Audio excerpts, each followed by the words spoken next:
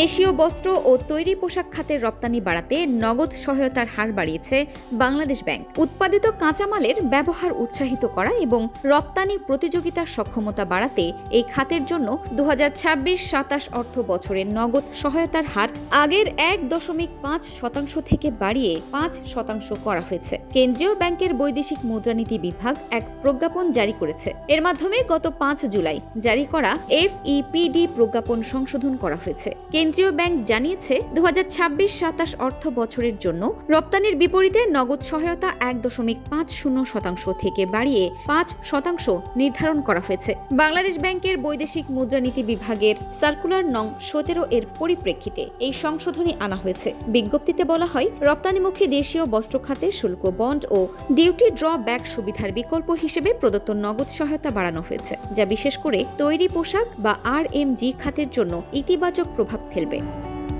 তবে এই সুবিধা পেতে রপ্তানিকারকদের কিছু শর্ত পূরণ করতে হবে। বিশেষ করে BGMEA, BKMEA বা অন্যান্য সংশ্লিষ্ট অ্যাসোসিয়েশনের সদস্য রপ্তানিকারকদের দেশীয় উৎস থেকে কাঁচামাল যেমন সুতা ও কাপড় সংগ্রহের প্রমাণপত্র দাখিল করতে হবে। এক্ষেত্রে পূর্বের প্রযোজ্য নির্দেশনা 2001 ও 2003 সালের সংশ্লিষ্ট বৈদেশিক মুদ্রা সার্কুলারের বিধানসমূহ বহাল থাকবে।